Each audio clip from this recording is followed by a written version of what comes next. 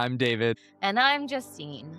We're two athletes living with MS And this podcast is about the real stories of coming back to sport. or starting fresh after illness, injury, or a diagnosis with long-term challenges. It's about learning how to return on your own terms. This is Adaptive Limits.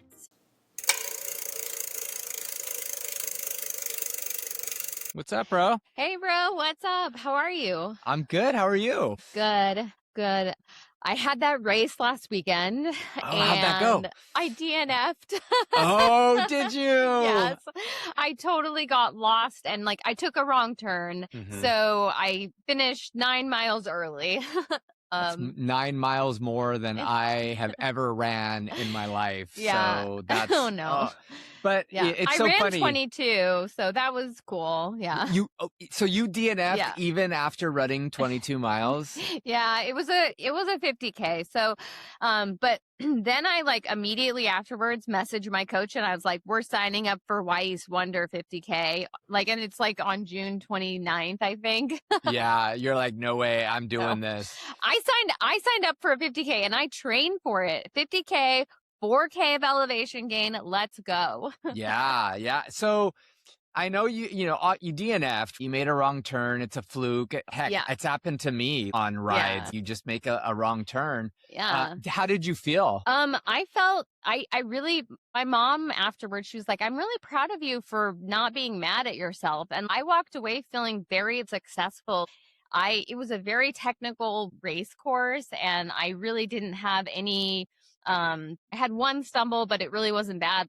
I felt really good and I felt really strong and I pushed myself hard and it was successful. So I felt, my body has gone through a lot and what I've been through and in this recovery process. And I have run 50K since then, but this was a really technical course. So that's like maturing as an athlete, would you say? That's maybe the old you would have had a fit. I didn't finish my race, but Yeah. you've matured, Right. Yeah, I don't know. You're right. The old me might have looked for someone to blame, oh, the people at the aid station gave me, or the course markings, Mhm. but they're all they're awesome for being out there and volunteering, and I'm not going to give anybody grief because I am responsible, So, Yeah. and I think you're right. That is maturing as an athlete. Thank you. You're welcome. So when's this next 50K that you signed up for? I chose June 29th, I think. So Oh, soon. That's around the corner. Yeah. That's Well, right around the corner. I mean, I'm pretty trained already, so. Yeah. Well, that's the good thing. It's not like you're waiting 2 or 3 months for your next race. You found another race. You're going to do it. If anything, maybe you'll even be stronger because you've been training for Right. a few more weeks. Yeah, right, exactly. I think, I just jumped right back into training as if, that was a great training run back to it. So it was nice to not have to take a long time to recover and just get back into training. So what's new for you? Nothing much. I've gone through this huge stretch of traveling, and I'm doing more traveling this weekend. But I'm getting my gravel bike is kind of getting kind of tuned up, and I just got Yeah. it back, and I'm looking at a couple gravel races maybe in August or Oh, September. yeah. And I know you and I have kind of kicked around some rides that we're thinking about doing. So Yeah. yeah, I'm just excited to keep training for something, right? And have structure to working out and a calendar to look at and just something to keep working towards. I think it's so cool how doing this one race, the Fondo, it got you super excited, I think, about what other races are there, what other events can I do? And it kind of gave you the bug. It really did.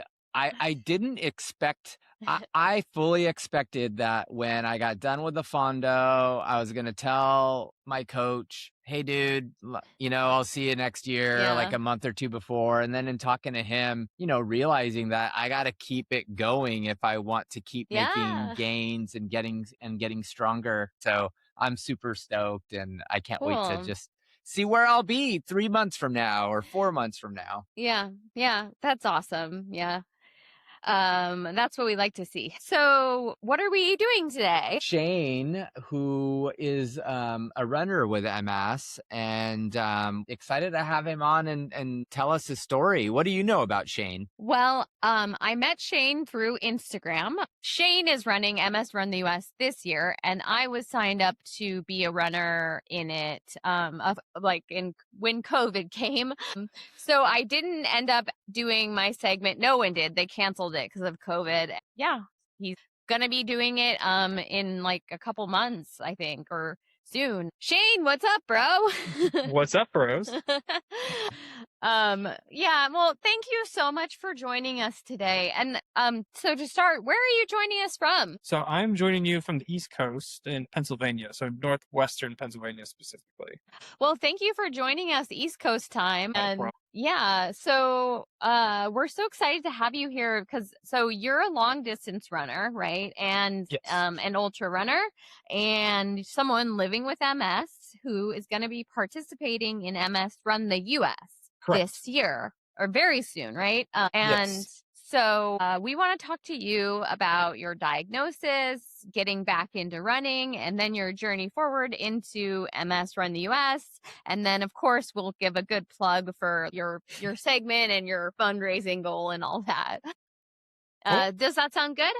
Yeah, sounds great. Yeah. So now we all know about MS because we all happen to have it. Unfortunately. But so for listeners who may not know much about MS because maybe they're joining us because they have another chronic condition or they have someone they support who does, let's talk first about a little bit about that and about your diagnosis. When were you diagnosed? Will you tell us a bit about that? Sure. So it has a little bit of a backstory to Yeah. it. So in 2016, I moved from northwestern Pennsylvania, where I currently live, to Akron, Ohio, because I was going to go to grad school at the University of Akron.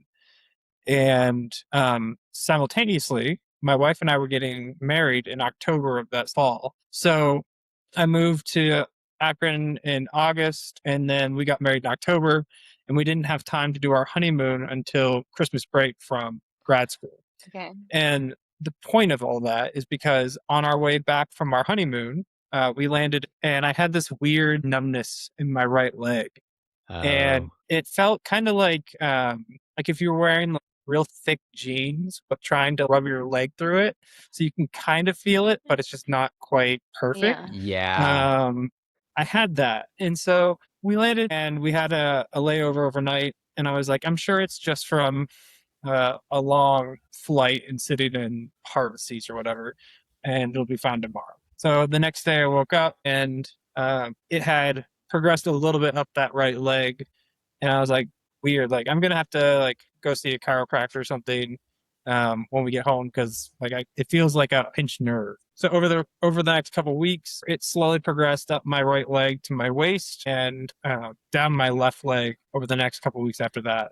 Wow. And by the third week of January, I had already had to speak to my advisor at grad school because I was having issues with vision and not being able to read all of the content that was part of the program. And I had to put a pause on my internship that I was doing because I was having massive headaches that I couldn't focus reading the articles there or doing my computer work there. I started developing a drop foot in my right foot. I was walking with a cane and tripping and falling everywhere. And so around the end of January, I had an appointment with my PCP at the time. And they were like, we don't really know what it is, but we're going to recommend seeing a neurologist. They did like a battery of tests and stuff like that. Sure. I mean, they didn't really have a good reason for my symptoms, but I had a feeling that I knew what it was because my mom also has MS, and our symptoms were very similar from when she was first diagnosed. Yeah. Wow. So I kind of had an Wow. inkling that it might be MS. Mhm.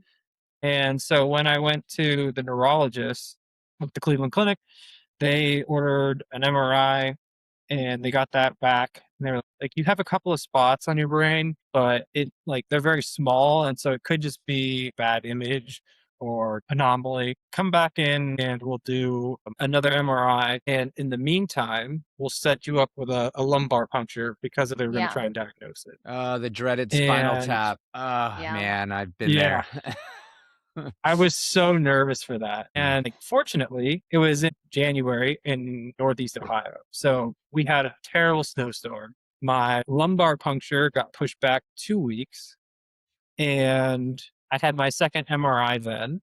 And on the way to my lumbar puncture the following week, my doctor's office called me and they were like, "Hey, where are you at?" And I said, "We're on our way to my appointment." He said, "You can turn around. We feel confident in diagnosing you with MS because your MRI is lit up like a Christmas tree," was his Yeah. words. He's like, Wow. "There are many lesions and they are growing extremely quickly. So we feel confident enough based off of that and the other testing that we've done that there's a very good chance you have MS and we want to start you on a therapy." Okay. So you weren't surprised given that your mom has it.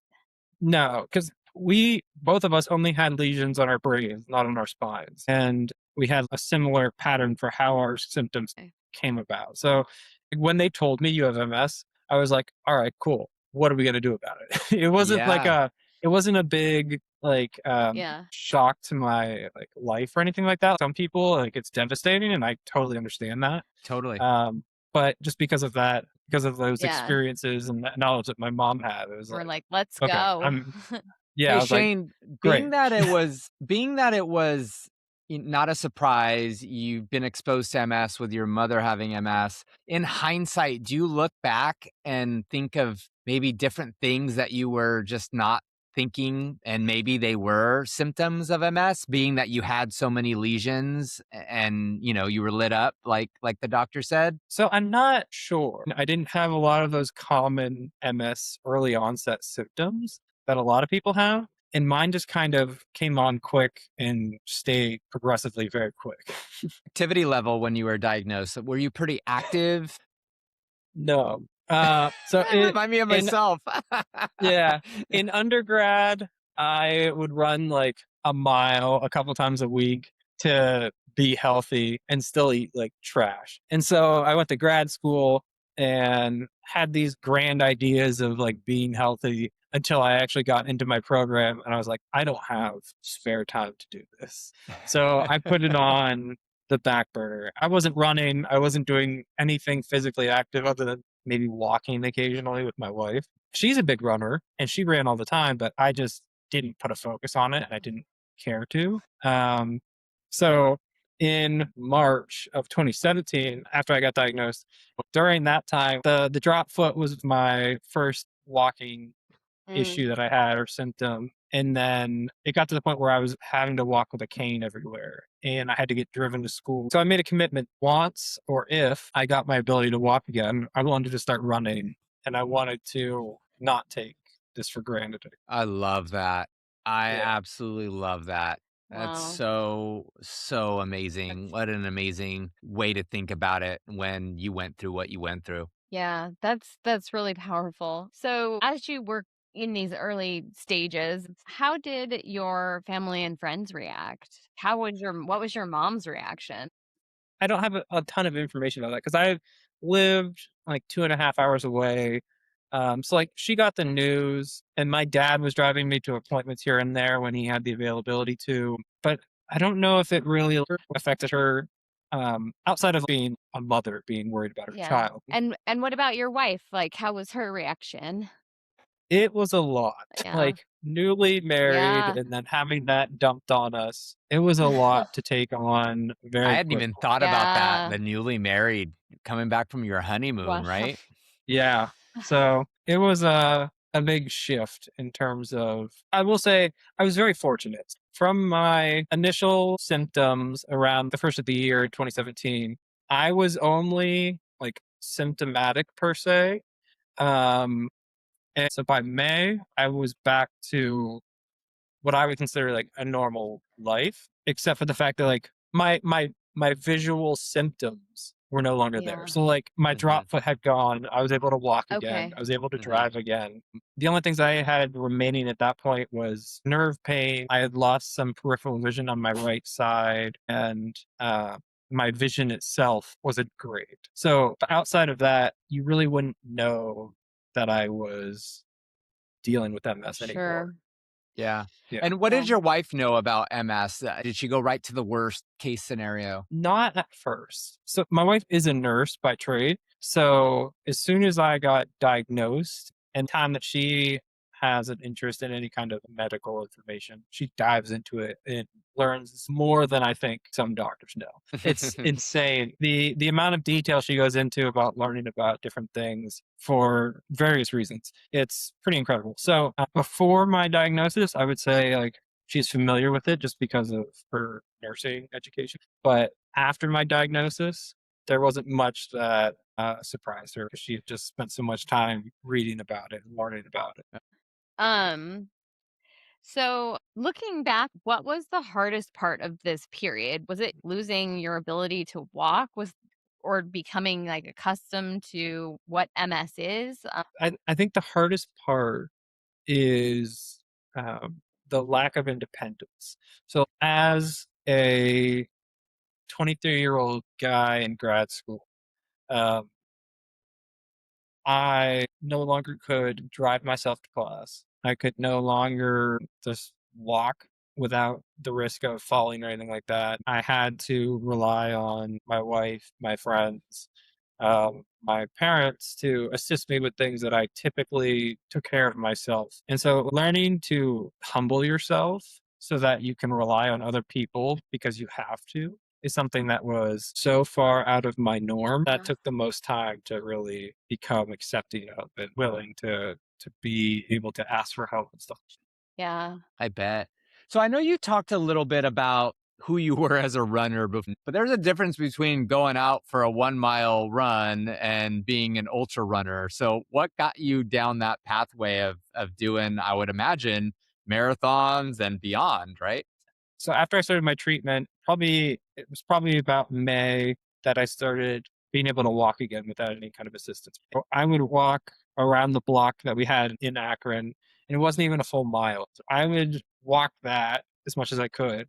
Or when my wife would go out to run, I would try and get to the halfway point of her run in the same amount of time it took her to do her whole thing. It just kind of went from there. So as soon as I could, I went from walking as fast as I could to running very slowly. I couldn't run the whole way around the block for a month and a half almost. And then I started being able to do that. I went a little bit further. And then the goal was to run like a 5K distance 4 days a week. And that became far easier to weave into my schedule because I had to drop classes in my master's program. And so I had more time. At the time, I thought, like, this is the worst thing ever to have to extend my master's program. But in reality, I think it was probably the best thing I ever did because it gave me the ability to run a little bit more freely. And also in the process, we made some diet changes and I lost 100 pounds, I think, at one point. Wow. And so that made running easier, obviously. And that fall or later that spring, we ran a 5K. And it was just to do it. It was just a local one to Akron. We went out, we trained for it and whatnot, and went out and ran. And I had no intentions of doing well at this event. And so during the awards, I expected my wife to get something because she had been training pretty hard for it. And she did. And then they called for my age group award, and I had got first place. And I'm like, how is this possible? There were plenty of people ahead of me. And apparently, the first two people in my age group, I was technically third. The first two people in my age group went off course and got disqualified. So I got first place by default. So it's the only event that that I can think of, placed in the top three. Doesn't matter. Yeah. Yeah. Yeah. Um, So that was fun. so as things shifted, as you got diagnosed and started doing all this, what did the doctors tell you about exercise? Like there was nothing specifically told to me that I should be doing other than you need to be doing something. Okay. Like they're like, we don't care if it's walking, if it's running, if it's swimming. You need to just be doing something physically active because it's just good for your health. It wasn't even necessarily to help with MS specifically, but for whatever reason, running was the thing that I grasped onto. So imagine your wife's like, yeah, let's go. She's a runner, but what were other people telling you? Are you crazy for wanting to run after your diagnosis, or are they cheering you on as well? Most people, I would say, were cheering me on. Again, I had never physically looked more unhealthy at that point in my life than Uh-huh. I was. So I think the amount of running that I was doing at the time of just a 5K here and there, that's kind of like normal running compared to what I'm more interested in now. So that was, I think, far more easily to support somebody just trying to be healthy and do something physically active. And then the longer that I got into it, then people started to get a little bit side-eyed. Has fear ever crept in to where you were thinking to yourself, I can't do this. It would be crazy for me to think I could be a runner consistently. The mind has a funny way of talking you out of doing hard things. Did that ever happen with you? I would say no. And I only say that because so after that half marathon, I told my wife I want to run 50 miles. And she was like, that is extreme. She's like, and I am not going to train for that. She's like, the furthest I would run is a 50K. And like, if you want to do that, we can start there.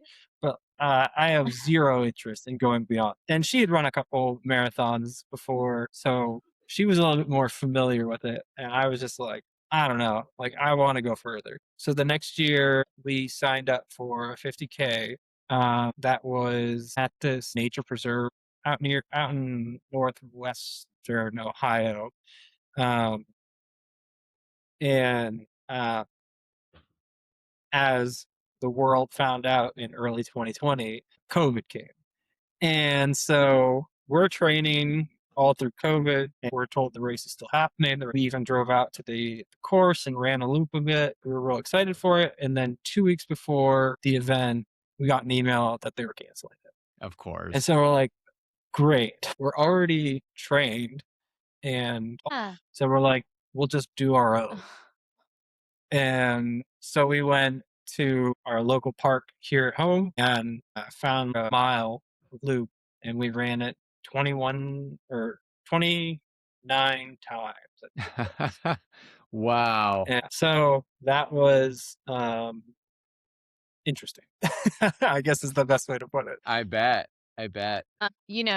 I was signed up for, or well, I was slated to do the MS Run the US in 2020. So I was the group of Okay. us that got canceled, and they had us do independent things in where we lived at our location. So Okay. yeah, I know what it's like to have things canceled by COVID.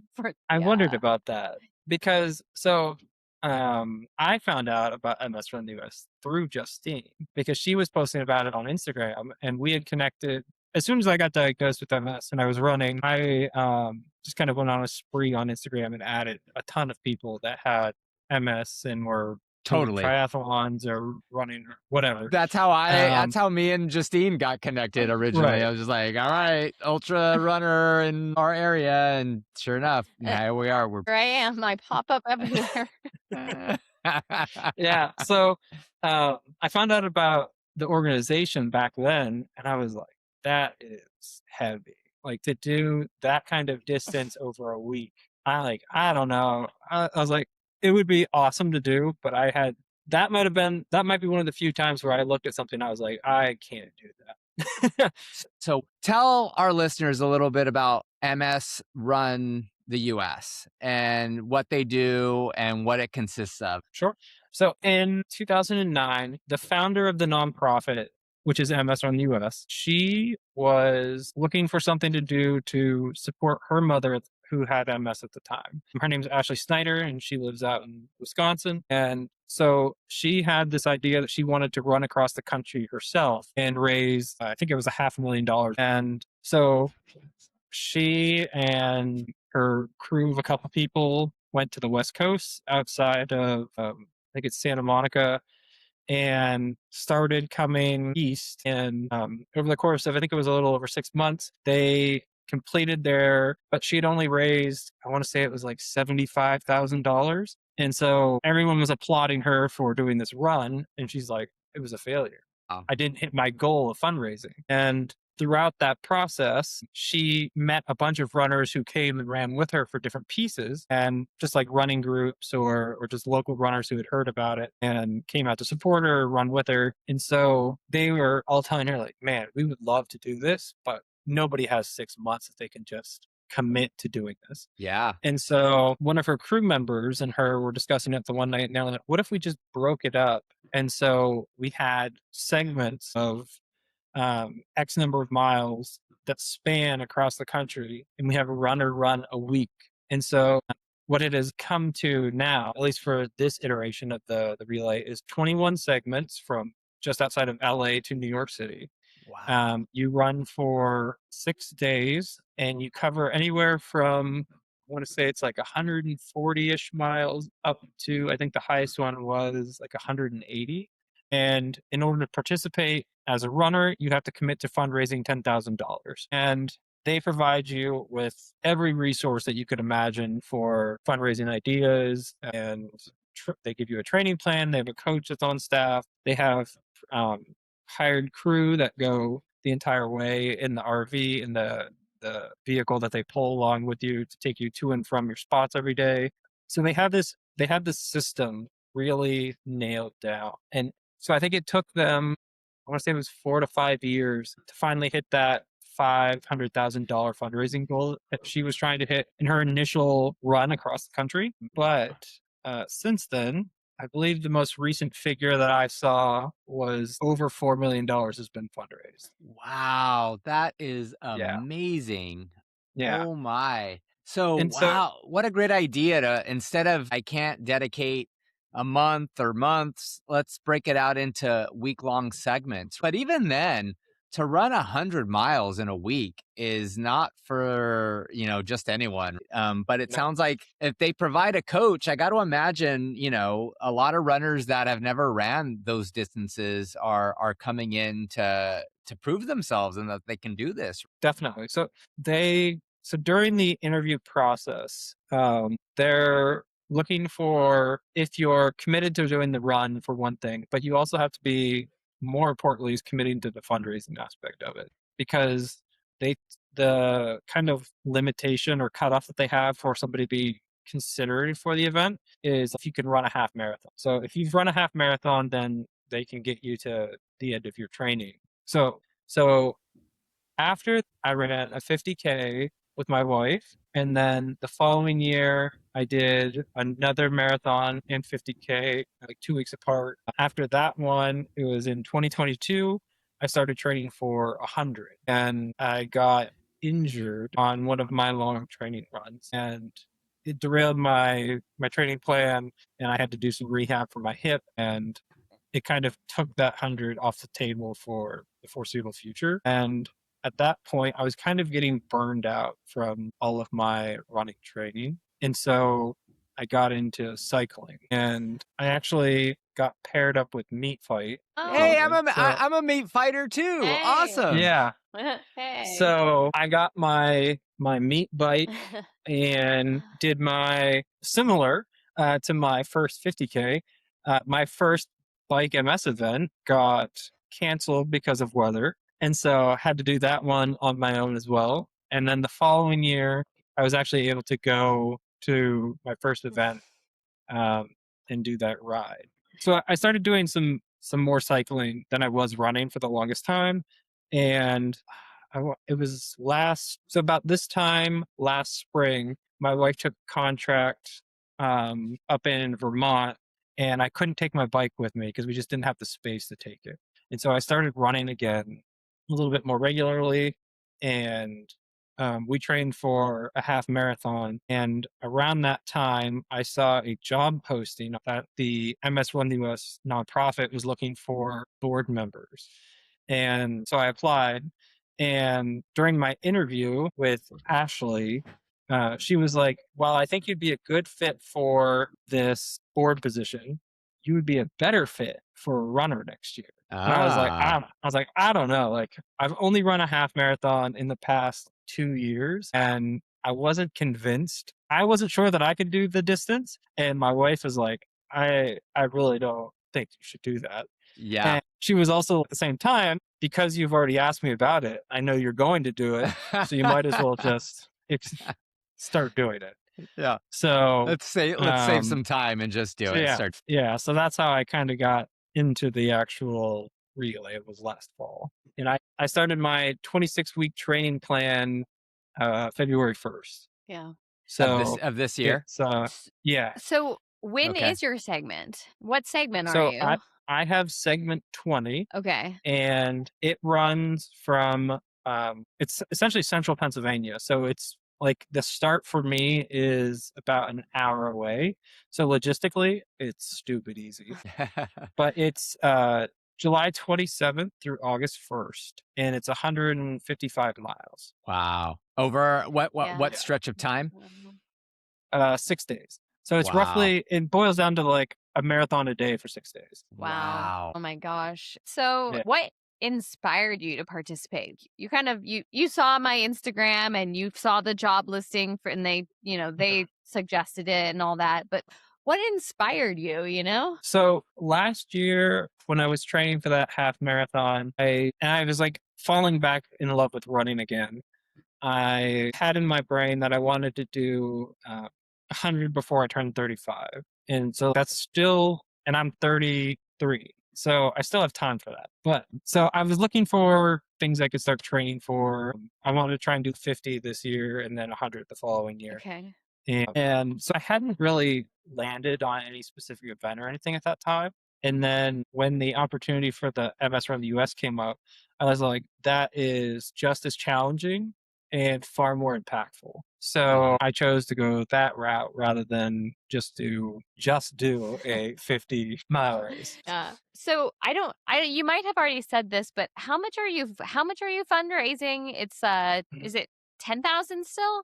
Yeah, they asked you to fundraise at least $10,000 to be a part of the relay. Mhm. And statistically, they've only had, I think it was 2 or 3 people in the entire existence of the organization not meet their goal. That being said, I have, as of yesterday, I've fundraised like $8,900. Wow. Oh, you're so close. Yeah. Yeah, $8,900. So very close. And the goal is to get that fundraised prior to my event so I don't have to worry about it. But we'll get it taken. Help you get there. Maybe this will push you over the edge. What kind of terrain are you on for the course? It's because actually I don't remember. Is it road or is it gravel? So it's very dependent on your segment. And even within your segment, it can vary quite a bit.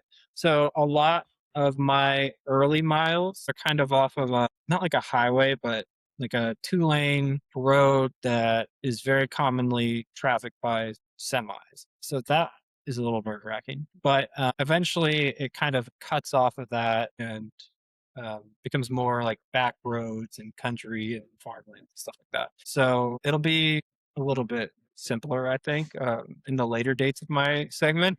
But I know some people in like Colorado, like they're going right up the same roads as the 18-wheelers going over Hope Pass in Colorado and just battling all sorts of traffic. So it's very dependent on where you are and kind of what segment you're in. So Shane, you're hitting like the 10-year mark of having MS. And so I've never met somebody with MS that doesn't battle with fatigue, doesn't battle with heat intolerance and all of that. And I have to imagine that's something you're dealing with quite a bit on not only these runs that you're doing, but just any run that you're doing. So talk a little bit about how you manage fatigue, how you manage the heat, has your recovery changed? Talk a little bit about that. I've never been great in terms of managing my symptoms. I historically pretend like they're not there and I just pretend that I'm okay. That being said, my fatigue is like in this training block, I've noticed it more than I've ever noticed it because of the increased mileage and exertion that I've been doing. I'm just a caffeine addict, starting my day with energy drinks and then supplementing long run coffee throughout the day. But like that's like the fatigue is probably like the biggest symptom that is like most annoying with my running. Outside of that, like the heat intolerance, I just don't know.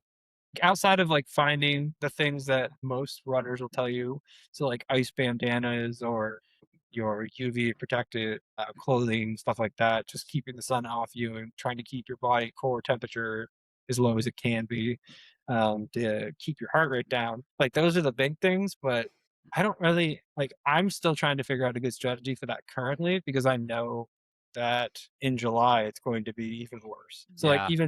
even tonight I had a hill repeat workout and it was I think 88 degrees when I left and like 60% humidity. And so Oh, it's just like the humidity here is just heavy it's and another it level. feels heavy. Yeah. Totally. So I haven't like I have an ice bandana that I'm gonna be adding that to my toolkit for the rest of this week and just trying to like unfortunately your pace just decreases so your Yeah. heart rate can kind of stays low and you can just kind of maintain as much as you can. But on a lot of days just you just kind of have to Right. accept that it's going to suck and do it anyways. So for the relay, what are you most excited about? So the part of the state that I'll be running through, I've never actually been through this area before. So like that's exciting just because it's something new to be running. And it's I've through the other relay segment runners that we've had like regular meetings with and everything like that. Everyone talks about these interactions that they're having with people along the route, whether it's farmers who see you running just down the middle of a dirt road in the middle of nowhere, coming out asking you like, "Hey, what are you doing?" And like, "Do you need water or anything?" And so like I look forward to hopefully having some of those interactions as well because like it's those kind of weird random interactions that you don't expect to have that I feel have some of the biggest impact sometimes. For instance, I, as a part of my fundraising efforts and just kind of like raising awareness type of thing, I submitted or I requested to be in a couple of different newspapers that are along the route that I'm running. And I had I want to say probably half a dozen people who I've never interacted with, don't know them even by name, donate to my fundraiser. And like I love one that. lady specifically, she reached out to me and she's like, I don't do online donations. So like, where can I send a check to? And I was like, great. Like Oh, I gave her the information and she sent her check. And so like we started talking over email about the event. She's like, let me know if you need anything along the event or if I could help in any way, I'll be happy to. Oh, I So love just it. those little interactions like that like you might not be changing the whole world, but like you're definitely impacting individuals in big ways. yeah. So speak to that. Like, what does this mean for you personally to not only be proving that you can do this and doing something extremely difficult, but also raising awareness about multiple sclerosis and, raising funds to help find a cure for the three of us and for the countless others that have it and are inspired by stories like this. What does it mean to you? So for me, it's being an example to not only people with MS, but just people that are coming back from something hard or like readjusting their lives to a change, whether it's physically or mentally, and showing them as an example that you can do hard things. And even somebody like us who has a disability, we're still able to achieve big, hard goals. I think it was like a year after my diagnosis. I went to the clinic that I get my infusion, my doctor's at, and there was a guy who I can still see in my mind going down the hallway with his hand crutches. And when I saw him, I was like, that was me a year ago. And now I'm running and I'm doing all these things. And like, I can't take this for granted. These are things that if you're not conscious of like how quickly they can go away, it's not something that crosses your mind. And so, like, making people aware that one, there are people that have these illnesses. For our case, it's MS, where like a lot of us look like the average individual. It's not a visible illness all the time. And we are the fortunate ones, which is Mm. crazy to think because even now we still all have symptoms. But we are just the upper percentile of people that got lucky that we're able to do the things that we're doing. And I think it's important to show or set an example for both other people with MS or just people in general that like just because you have a disease or a disability doesn't mean that you're necessarily limited to a specific lifestyle.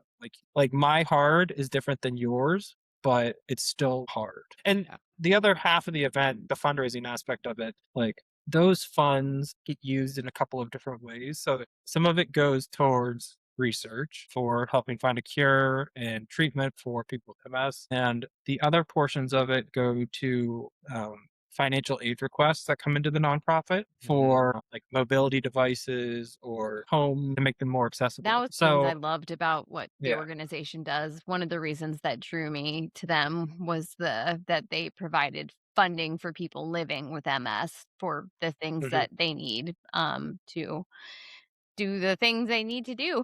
We all see like the MS Society and like the big organizations that provide money for research. And that's great and it's very important because ultimately, hopefully one day it'll get rid of the disease that plagues us all. Um, but to have the direct impact that some of the smaller nonprofits have on people Mhm. and being able to see it directly, that's um, Meaningful. Yeah. yeah, Very more powerful. meaningful, I would say.